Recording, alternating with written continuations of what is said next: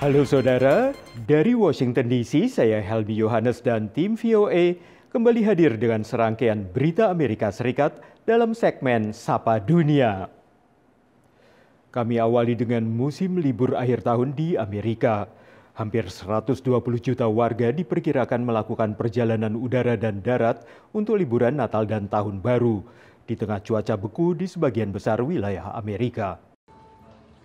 Tahun ini diperkirakan memecahkan rekor perjalanan untuk liburan akhir tahun di Amerika, dengan berbagai bandara dipenuhi penumpang dan jalan raya antar negara bagian dipadati kendaraan warga yang berlibur. Asosiasi Otomotif Amerika AAA memperkirakan lebih dari 119 juta warga melakukan perjalanan udara dan darat dari Sabtu kemarin hingga Tahun Baru, dan ini melampaui rekor musim libur akhir tahun pada 2019. Beberapa maskapai menambah penerbangan untuk mengakomodasi membludaknya penumpang, dan Badan Keamanan Transportasi Amerika memperkirakan kenaikan 6,2% jumlah penumpang yang melintasi pos-pos pemeriksaan di berbagai bandara Amerika.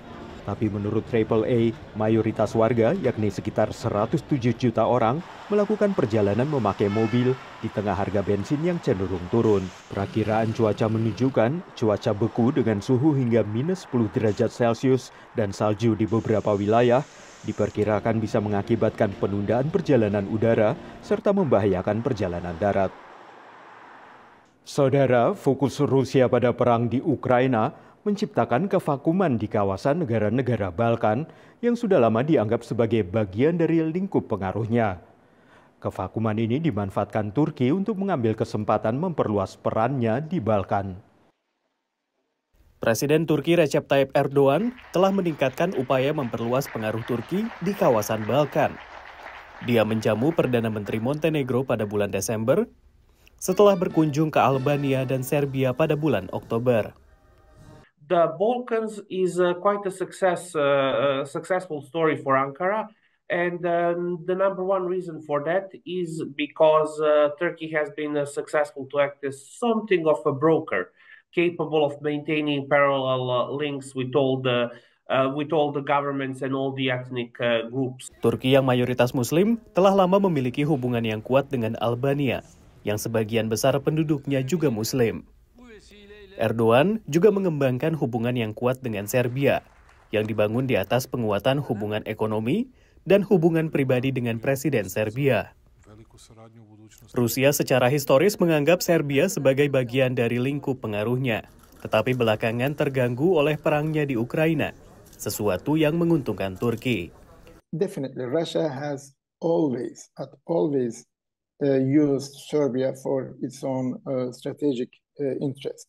The problem is Putin at the moment is not so strong, despite the fact that in Serbia there are political parties and intellectuals who directly favor the Russian policy.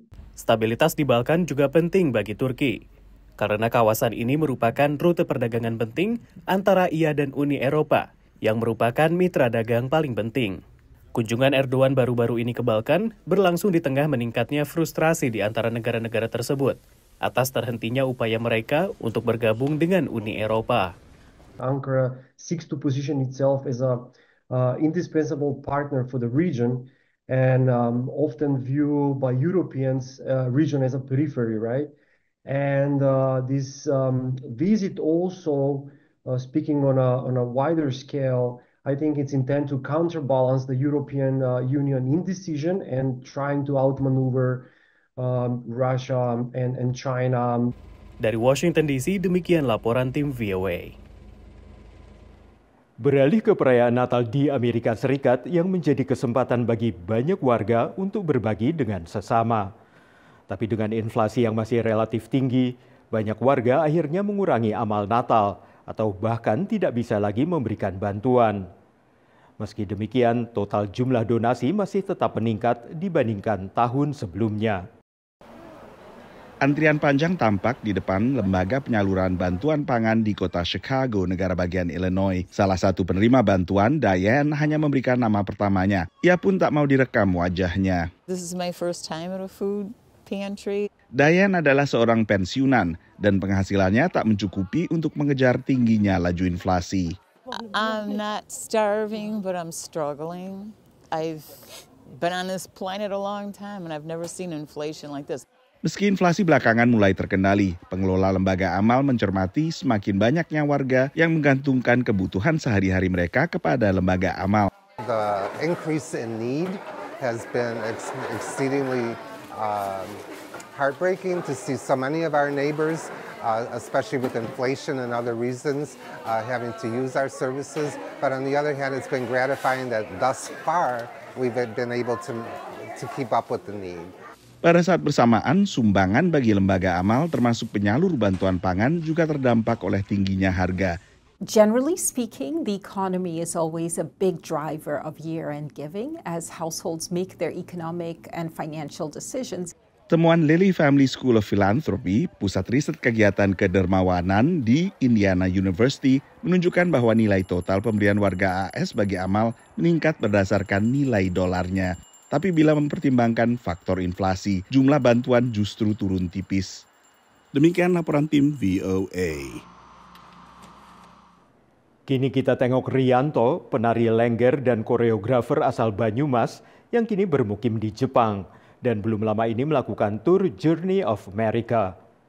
Rianto mengadakan workshop di 4 kota besar Amerika untuk memperkenalkan serta mengajarkan kesenian asli Banyumas ke pecinta seni tari di Amerika. Perkenalkan, nama saya Rianto, saya penari dan koreografer Lengger Lanang Banyumas. Memperkenalkan tari lengger ke pecinta seni tari di Amerika menjadi tujuan tur Journey of America yang dilakukan Rianto, penari dan koreografer asal Banyumas yang kini menetap di Jepang. Lengger Banyumas ini merupakan kesenian asli dari Banyumas yang dulunya adalah untuk upacara ritual kesuburan. Selama bulan November lalu, Rianto menampilkan tari tradisional lintas gender ini di 4 kota, Pittsburgh, Atlanta, Washington DC, dan New York. Di Washington DC, ia tampil di Kedutaan Besar RI bersama Santi Budaya, lembaga swadaya masyarakat yang bergerak di bidang kebudayaan. Sementara di New York bersama kelompok tari Saung Budaya, ia menampilkan karya tari sastra Jiwangga, Journey of Javanese Body, sebuah potret pribadi mendalam Rianto. This is very good show. Very good show? Yes, it's interesting and we should have show like this more from Indonesia. Selain pentas, Rianto juga mengajarkan tari lengger pada workshop di Ripley Greer Studios yang dihadiri para penari Indonesia dan Amerika. I feel like not beginners workshop. It went so fast, but it's so fun and I love learning things like the fabric, the scarf that we are wearing, that Rianto says it's part of our body and that affects how you interact with it and you don't be scared of it and it's a nice way to learn. Tari lengger ini saya memberikan informasi tentang filosofi, gerakan, sejarah tentang lengger di Banyumas. Rianto berharap para penari ini akan tertarik untuk datang dan mempelajari lebih jauh sejarah lengger di Banyumas. Dari Washington DC dan New York, tim VOA. Saudara, kami akan kembali dengan Sapa Dunia Senin depan. Terima kasih atas perhatian Anda. Dari Washington DC, saya Helmi Yohanes dan tim VOA.